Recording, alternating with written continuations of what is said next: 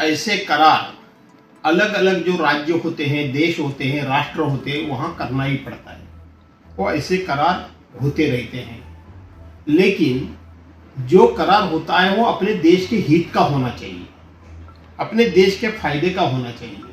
ये देश के पूरे किसान भाइयों को खत्म करने वाला ये करार है। ये देश का जो आर्थिक स्ट्रक्चर है, वो आर्थिक स्ट्रक्चर पूरा उद्ध्वस्त बहुत जल्दी होने वाला ये करार है। हमारे साथ एमएलए भास्कर जाधव जी है, जो भारत में अमेरिका और भारत में जो कृषि जो करार हुए हैं, वो जो लोगों के ऊपर लादे गए करार है, ऐसा लोगों का कहना है। क्या कहेंगे सर, कृषि मामले में ये करार धोखे का संकेत दे रहा है लोगों, कृषि वालों के लिए? ऐसा है कि ऐसे करार अलग अलग जो राज्य होते हैं, देश होते हैं, राष्ट्र होते हैं, वहां करना ही पड़ता है। वो ऐसे करार होते रहते हैं, लेकिन जो करार होता है वो अपने देश के हित का होना चाहिए, अपने देश के फायदे का होना चाहिए। अपने देश के जो भी फार्मर्स लोग हो, किसान भाई हो, या इंडस्ट्रियलिस्ट हो, या तो कोई और प्रोडक्ट बनाने वाले लोग हो, उनके हित का वो करार होना चाहिए। लेकिन ये जो अभी जो करार अमेरिका के साथ में हुआ, ये पूरा देश विरोधी करार है। ये देश के पूरे किसान भाइयों को खत्म करने वाला ये करार है। ये देश का जो आर्थिक स्ट्रक्चर है, वो आर्थिक स्ट्रक्चर पूरा उद्ध्वस्त बहुत जल्दी होने वाला ये करार है। और रशिया जैसा पुराना देश, हमारा सालों से हमारे पीछे खड़ा रहने वाला देश, जब पाकिस्तान के साथ में अभी सिंदूर ऑपरेशन वगैरह हुआ, तो खुल के जिसने हमें सपोर्ट किया वो एक ही देश था, वो रशिया। और रशिया के साथ में हमने जो यहाँ ऑयल करार करते थे, तो ऑयल ना लेने का करार करके अमेरिका का ने हमें बहुत बड़ा अड़चन किया है।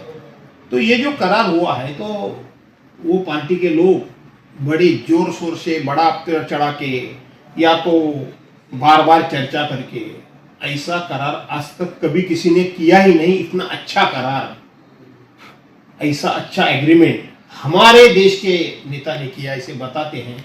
लेकिन ये सब झूठ है। इसके पहले भी बहुत सारे करार होते थे। अभी पार्लियामेंट का सेशन चालू है, इतना बढ़िया का करार किया तुमने, एग्रीमेंट किया, तो फिर पार्लियामेंट में उसको आप एकदम खुल के और खुलासेवार उसका एक्सप्लेनेशन क्यों नहीं देते? वो करार में एक्चुअल क्या फैक्ट है, देश का हित कैसा है, ये क्यों नहीं बताते? बाहर बोलते हैं, मीडिया के सामने बोलते हैं, प्रिंट मीडिया के सामने बोलते हैं, इलेक्ट्रॉनिक मीडिया के सामने बोलते हैं, लेकिन हक दुनिया का पार्लियामेंट होता है। पार्लियामेंट में फ्लोर पे आके जो बोलना चाहिए वो बोलते नहीं है, बाहर बोलते हैं। इसका मतलब दाल में कुछ काला है। राहुल गांधी को भी पार्लियामेंट में बोला नहीं दिया जाता है, वहां पे जो बोलने का वो प्रयास करते हैं उनको रोका दिया जाता है, ऐसा विरोधक जो बैठे हैं उनका कहना है। ऐसा है कि विद्यमान सरकार को डेमोक्रेसी मंजूर नहीं, विद्यमान सरकार को संविधान मंजूर नहीं, उनको डॉक्टर बाबा साहब अम्बेडकर जी ने लिखी हुई घटना मंजूर नहीं है। उन्हें एकाधिकारशाही, डिक्टेटरशिप उन्हें मंजूर है। आप देखिए, जब फॉरेन डेलीगेशन आते हैं तो देश के जो पार्लियामेंट के अपोजिशन लीडर राहुल गांधी होते हैं, उनको इनवाइट ही नहीं किया जाता है। जब 15 अगस्त हो, 26 जनवरी हो, फ्लैग होस्टिंग होता है, झंडा वंदन होता है, तो उनको 3rd लाइन 4th लाइन पे बिठाया जाता है। जो भी रूलिंग पार्टी होती है, सत्ताधारी पार्टी होती है, और अपोजिशन वाले होते हैं, ये डेमोक्रेसी के दोनों, उनको व्हील बोलते हैं, चाक बोलते हैं, चक्र बोलते हैं, वो साथ में चलने चाहिए। तो बार बार उनका अपमान करना, वैसा ही पार्लियामेंट में, और अगर अपोजिशन लीडर ना बोले तो कौन बोलेगा? अपोजिशन लीडर को आप बोलने ही नहीं देते, वो गलत है, वो बराबर है, वो क्या बोलते हैं इससे मतलब ही नहीं रखता है, क्योंकि बाद में वो जवाब देना तुम्हारे हाथ में है। गवर्नमेंट की तरफ से सभी जो भी कोई स्पीच देता है उनको जवाब देने के लिए गवर्नमेंट के पास पूरा अधिकार है। तुम गवर्नमेंट हो तो जो सामने वाला बोलता है वो सुनने की जो सहनशीलता होती है, जो सभ्यता होती है, वो खत्म हो गई है। हम देखेंगे कि महाराष्ट्र के डेप्यूटी चीफ मिनिस्टर है अजित जी पवार, उनका अभी एरोप्लेन में अपघात होके वो चले गए। अभी रोहित पवार इनके ऊपर थोड़ा जो उन्होंने प्रेस कॉन्फ्रेंस भी लिया और जो वो अपघात ना होके घातपात है ऐसा उनके कह रहे हैं, क्या कहेंगे इसके बारे में? ऐसा है कि रोहित पवार जो बोल रहे हैं वो सभी महाराष्ट्र के 12-13 कोटि जनता की भावना वही है। इस देश में जिन्होंने ये एक्सीडेंट देखा वो सबको यही लगता है ये अपघात नहीं है, ये एक्सीडेंट नहीं है, ये घातपात है। ये अजीत दादा के साथ में बहुत बड़ा अन्याय हुआ है, बहुत बड़ा धोखा हुआ है।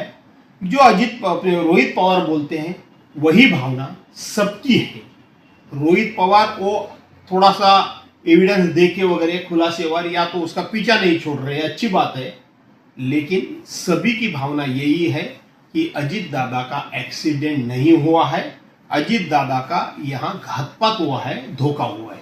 अभी लोगों का भी कहना यही है कि अजित पवार है डेप्यूटी चीफ मिनिस्टर, उनका जो मृत्यु होके 1-2 दिन भी गए नहीं तो उनके एनसीपी के नेता जो है कि प्रफुल्ल पटेल और सुनील जी तटकरे, इन्होंने तुरंत ही डेप्यूटी चीफ मिनिस्टर का जो है अभी सुनेत्रा जी पवार वो शपथ लेने के लिए गए उधर, क्या कहेंगे इसके बारे में? इसके बारे में जो भी डेप्यूटी सीएम के नाते डेप्यूटी सीएम करके सुनेत्रा पवार मैडम ने जो शपथ ली उसके ऊपर मुझे कोई टिप्पणी करनी नहीं है, कोई टिप्पणी नहीं करनी है। टिप्पणी मुझे एक ही करनी है कि देवेंद्र फडणवीस महाराष्ट्र के जनता को अनपढ़ समझते हैं क्या? उन्होंने इंदिरा जी का खून होने के बाद में राजीव गांधी ने शपथ लिया, ये फोटो ट्वीट किया था और ये कैसा हो रहा है, ये कैसा चलता है करके उन्होंने सवाल पूछा।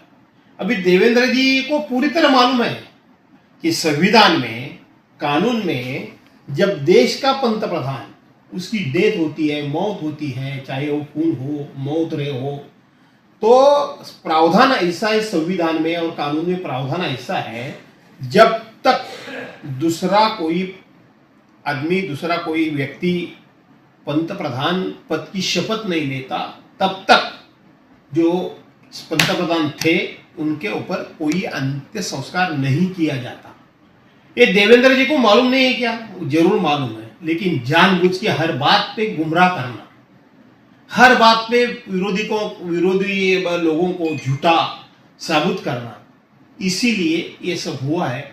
तो सुनेत्रा पवार जी ने शपथ ली, उसके बारे में मैं कुछ नहीं बोलूंगा, लेकिन इसका समर्थन जो लोग कर रहे हैं वो गलत है। इंदिरा गांधी का अंत्य संस्कार होने के पहले राहुल जी ने शपथ ली थी और अजीत दादा का तो अंत्य संस्कार हो ही गया था।